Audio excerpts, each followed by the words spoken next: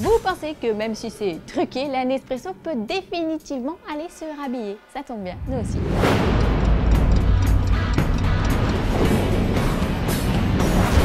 Tandis que Captain America vient de dépasser le milliard de dollars de recettes, Marvel œuvre en coulisses sur l'un des films phares de son cinématique universe, Black Panther. Interrogé sur ce sujet au podcast d'Empire, Kevin Feige a révélé semaine dernière que 90% du casting sera africain ou afro-américain. Kevin Feige s'est sûrement senti obligé de se justifier après que l'on ait reproché à la Maison des Idées son casting trop blanc pour Doctor Strange. Lupita Nyong'o serait donc en discussion. Quant à Michael B. Jordan, il rejoint officiellement la distribution du film, emmené par Chadwick Boseman et réalisé par Ryan Coogler. Reste à savoir qui il incarnera. Or, le site Movie Casting Call vient de dévoiler la liste des personnages attendus dans ce film et parmi eux, 3 noms attirent notre attention. White Wolf, Man-Ape et Eric Killmonger. 3 possibilités pour l'ex-interprète de Torche qui campera ici un vilain.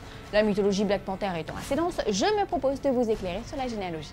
Tout d'abord, White Wolf, c'est donc le demi-frère de T'Challa, également connu sous le nom de Hunter. White Wolf entretient une certaine rivalité avec son frangin. Alors lorsque celui-ci accède enfin au trône, cela sonne définitivement le glas pour cette fratrie qui finira par s'affronter. Sur le papier, arc scénaristique parfait, seul bémol, l'intrigue rappelle cruellement celle de Thor. Deuxième possibilité, Man-Ape. Exilé du Wakanda, Man-Ape est un dissident politique, fervent défenseur de la force qui n'adhère pas aux idéaux du roi. Les deux personnages s'affrontent avec en toile de fond une lutte politique. Alors là encore, une base qui tient la route mais qui n'est pas sans rappeler celle du récent Civil War. Quid de la piste Eric Killmonger? Eh bien, lui aussi exilé du Wakanda, atterrit à Harlem où il fait la connaissance d'un certain Ulysse Klaue. Ulysse Klaue que l'on a pu voir dans Ultron joué à l'écran par Andy Serkis. Et là, je crois qu'on tient la piste la plus probable pour le personnage de Michael B. Jordan. D'autant que Movie Casting Call annonce également au générique Monica Lynn qui sauve Black Panther des griffes de Killmonger avant de devenir sa chair et tendre. Un rôle taillé pour Lupita, vous ne trouvez pas? Alors tout ceci n'est que pure théorie car petit 1 on ne sait toujours pas quel personnage jouera Michael B. Jordan et petit 2 Lupita Nyong'o n'est pas officiellement confirmé, mais une chose est sûre, tous les méchants précédemment cités seront présents sur grand écran le 11 juillet 2018.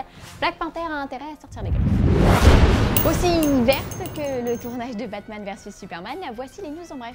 Depuis la première bande-annonce dévoilée en juillet dernier, Suicide Squad déchaîne les passions. Tout le monde s'attend à un film jouissif pour ne pas dire extatique. Et si Warner ne nous décevait pas? Projeté à une poignée de privilégiés lors de projections test aux États-Unis, le film de David Ayer est à la hauteur de nos espérances. Si l'on en croit les spectateurs, Suicide Squad est un film plein de surprises, dément à couper le souffle avec une Harley Quinn au sommet, pouvait-on lire sur Twitter.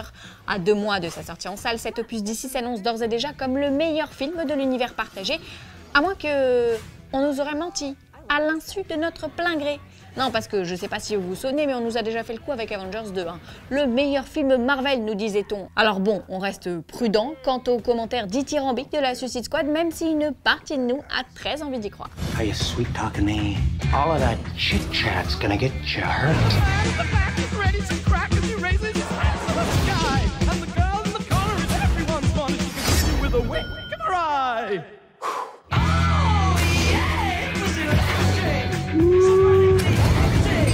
Bye-bye! What you gonna do? You wanna see something? Oh, yeah, I wanna see something? Yes, I wanna see something! I was just trying to get you there. No hard feelings, right? We good. What you having? Beer. Whiskey. What am I, 12? How about you hot stuff? Water. That's a good idea, honey. Alors que le tournage d'Alien Covenant se poursuit en Australie sous la direction de Ridley Scott, des photos prises sur le plateau ont fuité sur les réseaux sociaux. Des photos bien mystérieuses sur lesquelles on aperçoit des corps carbonisés, des troncs d'arbres sectionnés, un visage cassé.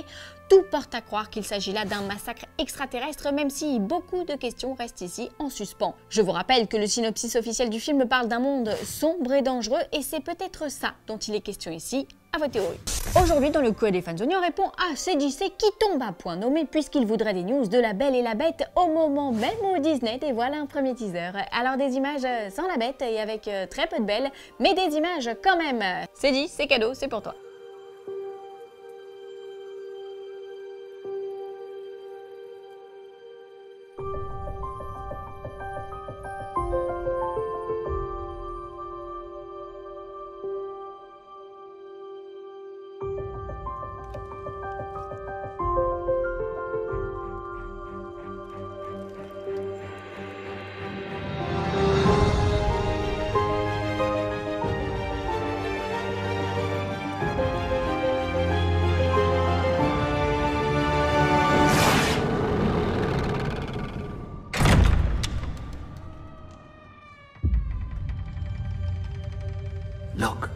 girl. Yes, I can see it's a girl, you fool. What if she is the one? Hello?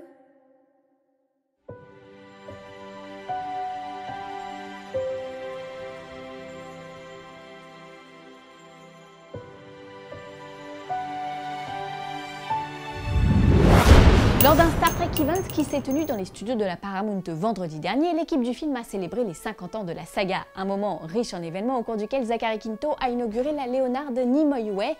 Celui qui incarne le commandant Spock dans la nouvelle franchise a rendu hommage au regretté Leonard Nimoy devant une assemblée de Trekkies attentifs. On se quitte sur ces images teintées d'émotion et on se retrouve vendredi pour une nouvelle émission. Très bonne soirée à tous. I was living in Los Angeles and striving to be an actor for a lot of years before I landed the roles that have me here in the company of these amazing people. And many times was I on this lot looking at the map to try to figure out what office I needed to be in order to audition for whatever show I was auditioning for, movie I was auditioning for at the time. And you know, this studio is built on its own history, and the buildings and the streets here reflect that. And they were always my kind of beacons, and they would be not only my beacons to find my way into the casting directors, but they were also my beacons of like where I came from and where I wanted to go. And so to be here now is such an honor. And on top of that, I would say when I got this role, I never imagined how my life would change, not only because of the creative experience, but even more because of the personal experience and the relationship that I forged with Leonard and the relationship that he fostered and nurtured in the last 8 years of his life when I was so fortunate enough to be a part of it. And now that he's gone, I feel even more grateful that that relationship has led me to my relationship with his family. And I love them like my own, and they've been so incredible and carry on his spirit in such beautiful ways, and they are so wonderful. And they're all here tonight, so many of them here tonight. His wife Susan, his stepson Aaron, his son Adam, his daughter Julian, his grandkids.